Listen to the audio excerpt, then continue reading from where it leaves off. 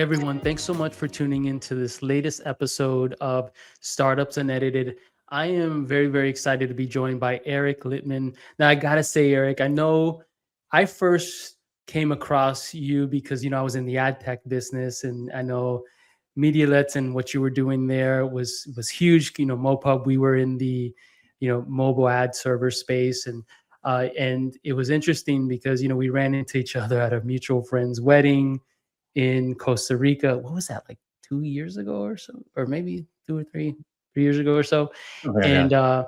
I didn't know what an amazing human being you were. Just being able to get to know you in that kind of like non-business setting, and your energy and your just your aura really stood out to me as a human being. So I really appreciate that. And for the folks out there, Eric is an unbelievable entrepreneur. I just got to give you some credit here real quick. So not only were you part of Steve Jobs' startup after like his first, well, I guess the departure from Apple, right? So building Next, and I know you were in college at that time and doing a lot of different things there. But from my prep, I was doing a little prep on your kind of the full gamut of your background. It looks like every startup you've ever launched like got acquired, and now your most recent kind of adventure was in robotics, and really kind of bringing us into the, I don't want to say future because we're here right now in the present. Eric, how are you? Thanks for joining us. All right, it's great to be here, man. It's good to see you. Thanks for having me on. And yeah, that was a lovely moment being able to get together in Costa Rica and share some time. And I just spoke with that friend of ours recently. She sends her regards. Yeah, she's a very, very close friend, and that was a special moment. And it also kind of coincided with the kind of blooming of my now marriage. Well, we weren't married back then, but now we are, and so it's a special time, and that mutual friend is a special person. I wanted to dive into kind of, if you look at sort of your background, and people on paper go, gosh, this guy has like basically you're a perfect score, right? If you look at sort of the outcomes for your businesses, is there anything that maybe people miss when that when they look at that, kind of the gamut of your career, that's not obvious, that maybe you really want to share with folks about what this founder journey is really like? Yeah, I mean, I would say that there's no such thing as a perfect score. The journey looks like whatever you want it to look like from the outside, right? If your biases are that you're looking for phenomenal success that was a linear path, or maybe an exponential path, and all of it was easy and smooth, then you're going to identify that pattern. The reality as an entrepreneur, and you know this well, is that's just not how it goes. Every day is a fight. Every day you're dealing with real challenges of coordinating the efforts of bright people in a remarkably competitive world to go try to deliver value that people agree is valuable to them. I've look, over the course of all the things that I've built, there is a connective thread between all of them, and that is that I tend towards hard problems, and I tend to aggregate people who like solving hard problems, right? That in and of itself brings its own set of challenges along with it, but it also means that you get people who can inherently be passionate about the thing that you're building. I think it's just so incredibly important because, going back to that previous point, it's not a linear journey, and it's hard along the way. Yeah. One of the things that I always loved about the startup experience in entrepreneurship was that it felt like it was a training ground for life, right? And as we know, life is not a linear process. Some would argue that that time is not linear, right?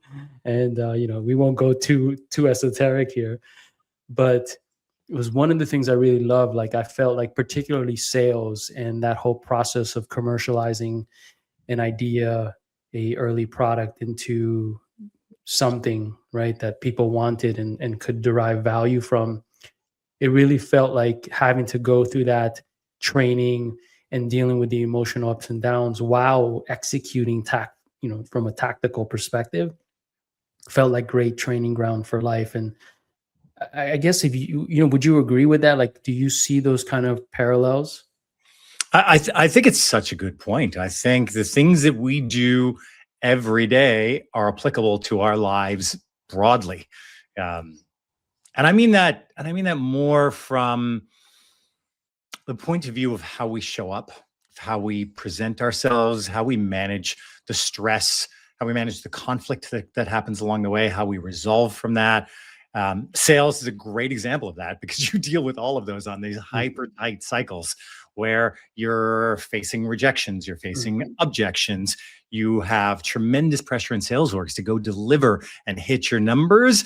Well, okay, we also have challenges outside of our work environment that all of those things equally apply to. So, yeah, I think the journey of the work path, the entrepreneurial path, is really great training for what the real game that we play, which is how do we show up as a good person in life. Yeah.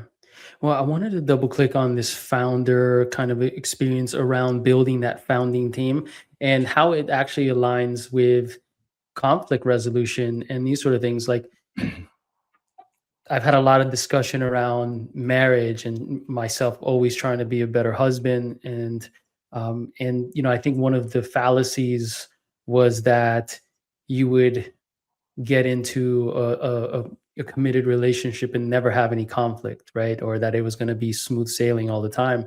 And I think that, again, using that analogy of like the fact that this entrepreneurial founder journey is is very similar to, or well, is part of life, right? But a great training ground. If you think about that early founding team, like, how do you know you have the right kind of mix of personalities and talent and these sort of things, and how do you deal with the inevitable conflict? I've learned a lot about this over the years, and my answer today is certainly different than it ever would have been before. I think resiliency is probably one of the more important characteristics if you're going to go into a deep relationship like a co-founder relationship, because even more so than a marriage, a business is constantly tested Mhm. and you are pressure tested from all angles. And the ability to hold on to what's important, to hold on to the idea without having all of your energies and activities be ego driven, it's hard. It's remarkably hard. And if you're incapable of separating the moment from yourself, Mhm. then that's where conflict really tends to settle in, and that's where it tends to get difficult to separate out. Hmm. Are there any tips that you would give CEOs or leaders out there around being able to practice this ability, right, to be able to separate oneself from the moment, to be more objective when you got the world on your shoulders, especially CEOs? I always say that the CEO experience is like the most unique experience out there. Like, it is this, and you know this better than I do. You've certainly held this role in much much much more times, but also at organizations that had much more pressure and success on your shoulders, right, and on the organization. Are there any sort of like tips you would give CEOs around being able to sustainably kind of work through this thing and given all the pressure?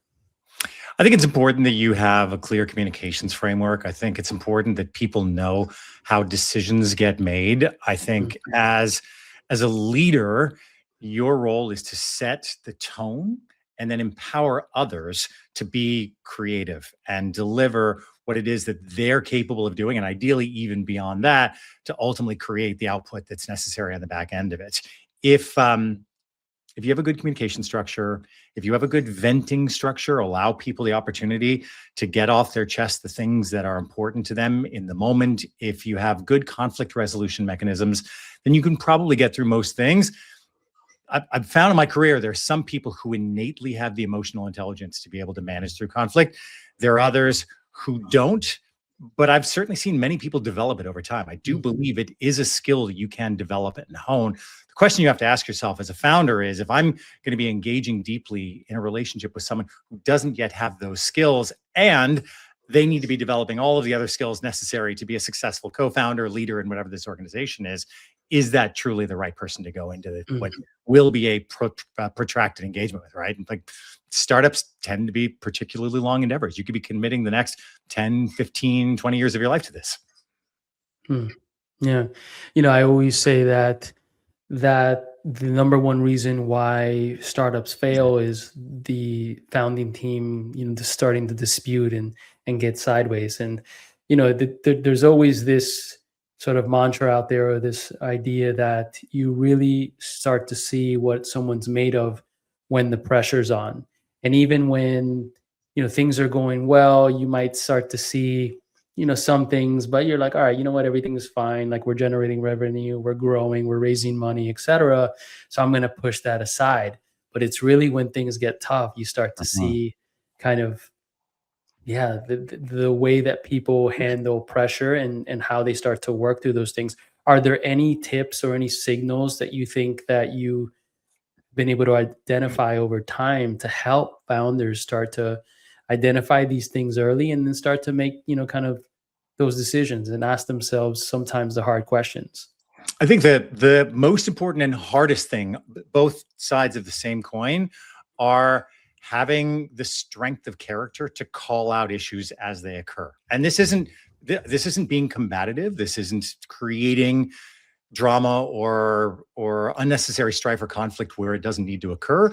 It's having the awareness that something isn't going right, and then having the communications tools to be able to vocalize those in a way where you're not triggering the person on the other end into a defensive stance, but you are empowering a discussion about how to get through whatever that issue may be. And the hardest ones are not the design decision. It's not, what are we going to do with this product? And I disagree about the go-to-market strategy here. It's the interpersonal issues, Mhm. the you trampled on my beliefs, you hurt Mhm. some value that I hold dear, whether you realized it or not. And maybe I'm holding you responsible for that, which of course is never the right approach. But being able to wedge into the midst of that is that's the skill that teams really need to build early on if they want to be able to stick this out for the long term. Yeah, it resonates deeply. I wanted to double click on the robotics company, right? Escape, that you spent 8 years building from nothing, right? You scaled to, I believe, over 100 locations, and you partner with folks like Equinox, Four Seasons, Massage Envy. I gotta say that I am a user of the product. There's this great hotel down. Is it a Kimpton Hotel down here in downtown Miami, I believe. Yeah. Went down with my wife, and we had a wonderful time. And we actually purchased more, and invited her father and mother, and they loved it. And her dad's like 70 something. I think I had mentioned this, right, on Instagram when I sent you a DM. He was like, "What are you talking about? Robots?" Like, yeah, he's this old school Colombian guy, and he was blown away. So, anyways, I love the product, but let's talk about that journey. Like, what stands out? I know that's an incredible accomplishment. Like, any sort of things that stand out about the journey of building basically this robotics company that for me is unbelievable, right? It's like a sci-fi movie. Look, what we built is something I'm incredibly proud of. We built not just a robot, not just a product. We built a cultural icon. We introduced robots to people. Most people who have visited and had one of those massages, that's their first time ever seeing a robot, let alone being touched by one. And that's a substantial thing. Mhm. Incredibly proud of it. What I will say is that products that require the development of physical componentry are substantially more complicated than Mhm. those that are not. And when you have to do scientific discovery along the way, novel development of characteristics that haven't been in the market before, you dramatically increase the risk associated with the business. And as risk goes up, cost goes up, complexity goes up. It's just a lot harder. Now, I think there are some really great moats associated with building hardware businesses, particularly today as software is increasingly commoditized. Um, but I loved it. I absolutely loved the journey. And I think for people out there who have the idea, who have the stamina, with the creativity and the ability to pull people together around a unique vision, I think probably fewer things more rewarding than building something that has a tangible outcome at the other end. You can see it, you can feel it, you can see the reaction on other people's faces as they touch it. It's a beautiful thing. Yeah, it was unbelievable. How did you get I'm just curious, like early days, like for me, I knew you, so I trusted you, but for the folks out there, especially the early days before the brand was built and all the associated sort of partnerships and these sort of things, which I think communicated trust or helped develop trust.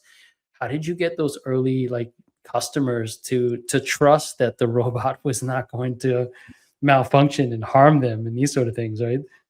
Yeah, it was a lot of social proof. We invited people in to come get free massages in the early days, people with influence in social channels, and they liked them, and they told other people, and they told other people. I mean, it's a kind of classic word of mouth marketing strategy.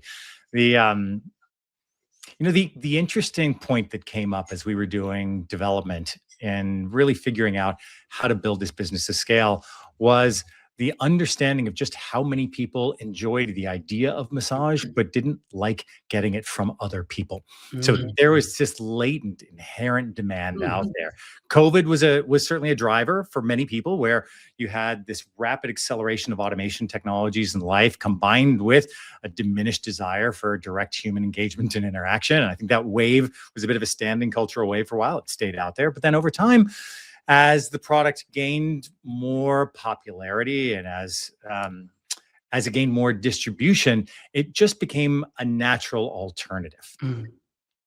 Interesting, because I hadn't thought about that, right? Like, I know that I used to use, gosh, there's a mobile app, I'm blanking on the name, but I would request massages, and right, and it asks you what gender you Yeah. want and Yeah. these sort of things. And it's interesting because like it didn't occur to me until 2 seconds ago that that wasn't even something that I thought about, right? And there was, I think, sometimes some association with, the type of massage that you would get based on the gender, and then I think the comfort level of the, receiver, right? I know some folks that I know would have never, received a massage from a certain gender, right? Because they felt Yeah. uncomfortable. But this is something that didn't even exist. That's super interesting. Yeah, and and as it gained in more popularity, we got more and more data supporting that people were thinking about it differently. They weren't just Mhm. thinking about it as a replacement for a massage. They were thinking about it as a way to recover their body, whatever the context of recovery meant for them.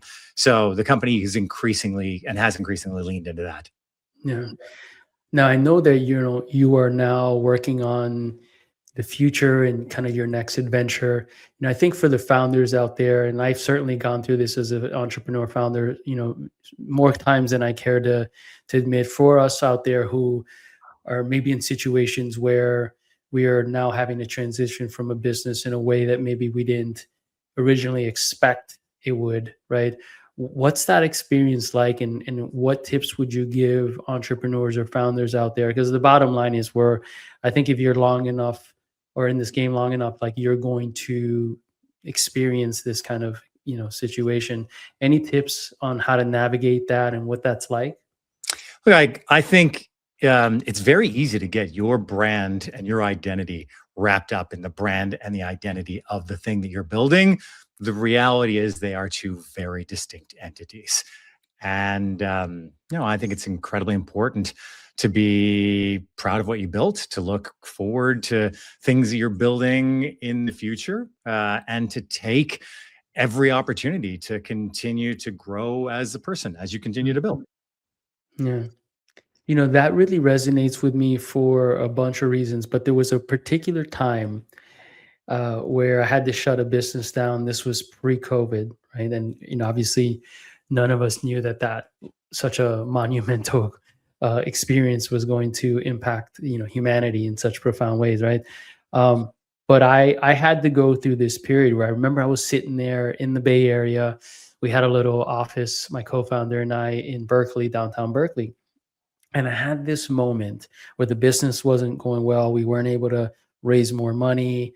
There were all these issues, and I had this thought, and I was like, I had just got back. I should say I just got back also from visiting my family in Miami, and and so I was sitting there and I was super frustrated. You know, my emotions going up and down, trying to find little bits of positivity or hope or anything to kind of hang my head on. And I had this breakdown. I literally was like, I started crying, and I pulled my co-founders aside, and luckily Tommy, my old co-founder, was the type of individual that I could have this kind of like, very real and raw conversation with. And I looked at him and I said, Tommy, I don't think this is going to work out. Like I just pitched, I think it was like 58, 60 investors, and they all passed. And for all of us who've been through that, it's such a personal experience. Even though it's not, it's hard for you to separate yourself. And I said, Tommy, I also am just seeing like my dad getting older, and cousins having children, and I'm here hustling in the Bay, just kind of trying to build these businesses. And I had this very existential moment, and I said, Tommy, I don't know who I am if I'm not a founder building. And that was extremely scary, right, for me. I just literally was like a fish out of water. I didn't know how to, like, I was floating. I didn't know if I wasn't building a startup or building something that was cool, and I didn't have that to make myself feel good about myself, right? Like, what was I going to do?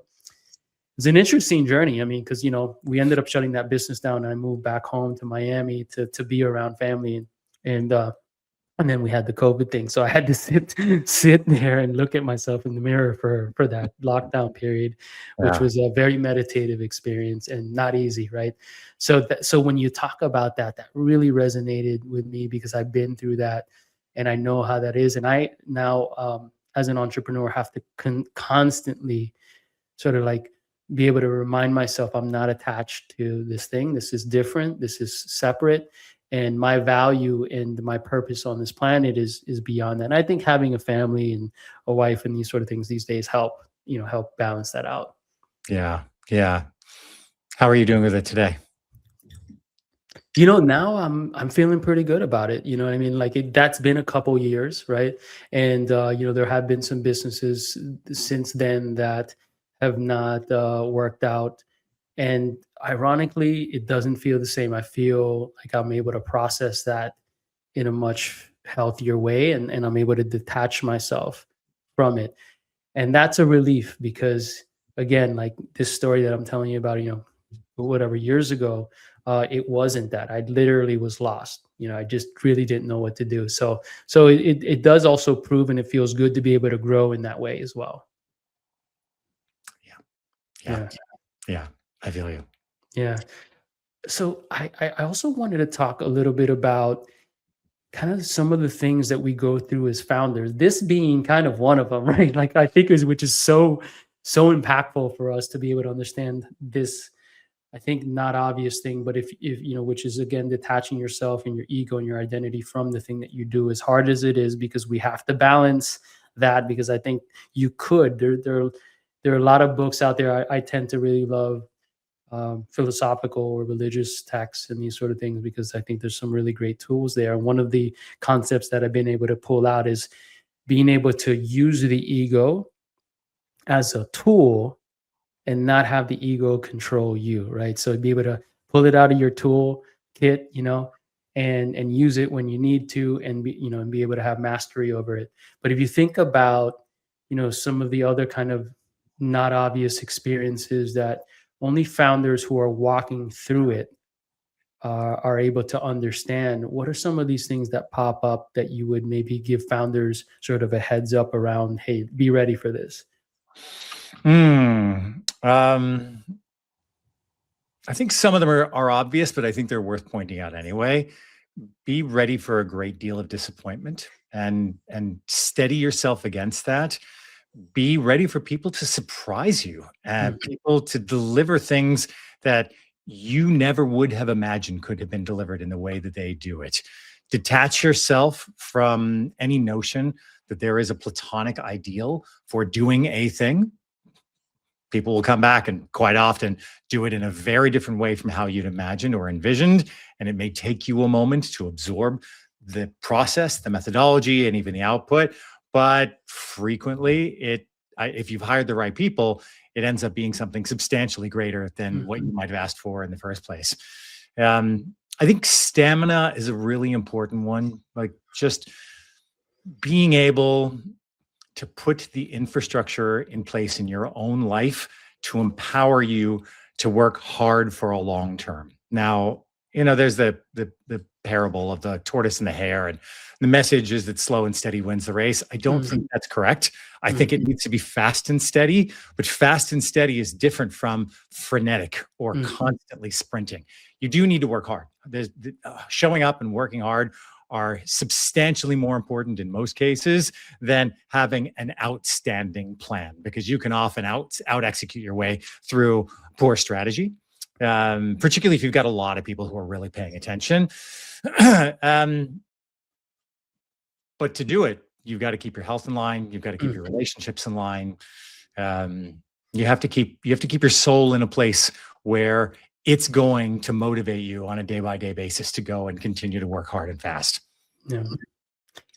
Eric, I got to ask you, for someone who's been able to experience so much success, how have you been able to stay so grounded? And I say that because, I know a lot of people who have achieved various levels of success in some of the most successful people in our society, right? And I see a reasonable amount of them struggling, right, to find, grounding and these sort of things, right? And sometimes I've seen people go in ways where, or towards directions of arrogance and these sort of things. Like, how have you been able to stay so humble and such a grounded and great human being?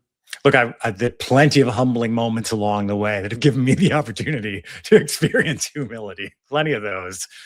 And I like many, if not all of us, have evolved substantially over the years. And I'm certainly not the person today that I was 10 or 20 years ago. Although I'm grateful to those people, to who I was in the past, for allowing me to become the person I am now.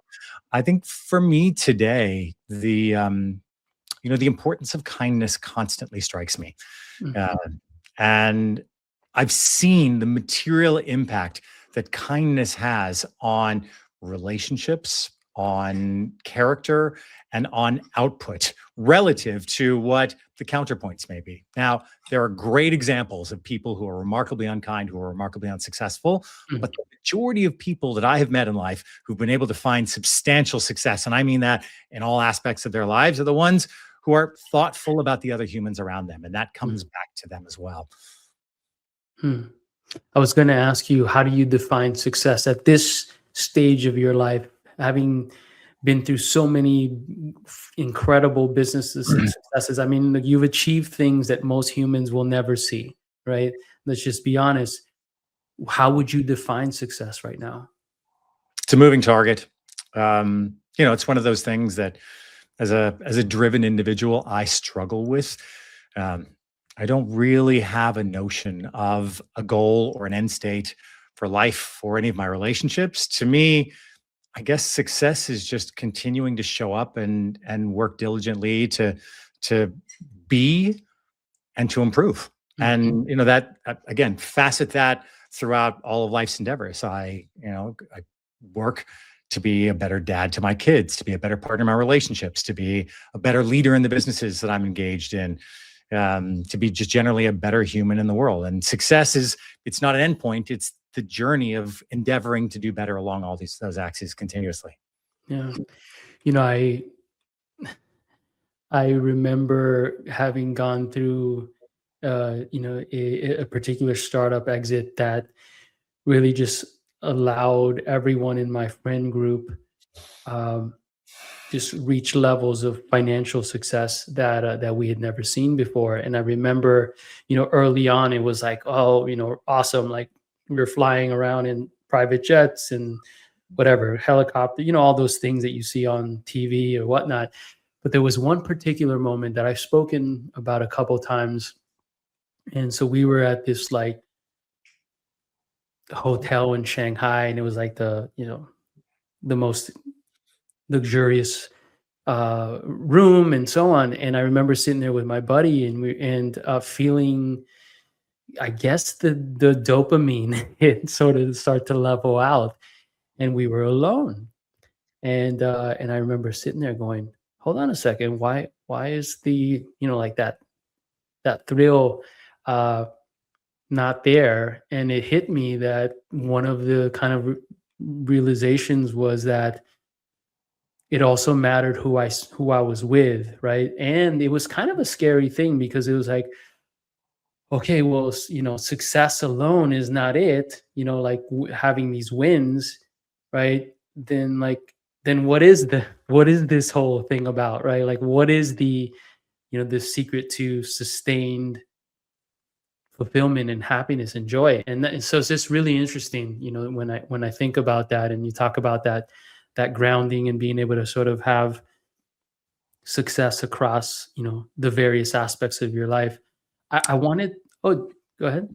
I was just going to say, at one point in time, I would have aligned with some of the early thinking, which is, success did mean money. It did mean status and power. And as those things have ebbed and flowed over the years, to your point, the satisfaction that comes from having more of them tends to diminish. And the importance of how the rest of your life is impacted by your own behaviors increases. Mhm. Will Smith, there's now I don't know if this is AI or not, but I'm pretty sure it was real. But I saw this reel on Instagram, and Will Smith said something. I'm going to try to articulate it as closely as he did, which was, there is a thing that feels the same way. He's had the lows of the lows and the highs of the highs. Like, he was articulating how there was a point where he couldn't, like, money, he'd made so much money that it didn't matter anymore, that he had reached a level of awareness or fame that it just didn't matter anymore. And he basically correlated the feeling, or was able to map the feeling that you would have at the bottom of the bottom, right on, let's just call it a low vibration or a low state, to a feeling that he felt at the top, right? That it was like beyond this achievement. And he's like, and he was trying to articulate that it's all about the middle and the balance, and having that kind of, that flow, or in between, right? And the way he described it was incredible, but I think it kind of illustrated this concept that we just have to find these balance, opportunities in our life. And I wanted to actually, speaking of balance and longevity and health and these sort of things, maybe you can talk a little bit about what's next for you, right? You're going to be doubling down on longevity and health optimization, which is something you were doing anyways with the robotics, but I know that you have some new stuff, on the horizon. If you don't mind, maybe we can talk a little bit about that. Yeah, I'm incredibly excited about what's next. So for the majority of my cognizant life, have been incredibly aware of just how human we are, and how we have a biological existence with a very clear start and end point to it. I don't think I've ever told this story in an interview before, but I remember being somewhere around 8 years old when the news about sulforaphane in broccoli came out, when it was discovered that there was a compound in broccoli that might have an impact on whether or not people get cancer. And I thought, wow, I could just eat more of this vegetable and potentially not get cancer. And it started me thinking, okay, what other things could I potentially do? And so it began a lifelong journey and passion with understanding how we work, and seeking ways to continue to optimize the time that we have on the planet to be in its optimal state. Now, like all things, that's ebbed and flowed for me over time, but particularly in the past decade, I've been especially focused on this, and that's where I'm going to be spending the next chapter of my career, on helping people to live the years that they will have on this planet. Who knows how many that will be? Longevity therapeutics are super emergent right now. There's no clear evidence that there's any winner. Real possibility that advancements in AI will drive some substantial outcomes, but we just don't know. So instead, really focused on helping to take what we are learning, because there is a tremendous amount of incoming data representing new areas of science that help us to better understand who we are, and how to think about how to manipulate who we are, into potentially better long-term outcomes. So first business is announcing here shortly. I don't know when this podcast is going live, so I'm not gonna sync the announcement there, but maybe it'll be out by the time this goes out. It is indeed a health optimization business, and there will be others coming out not far behind that. I'm going to go build a portfolio play of ways to continue to help people to live better. Amazing.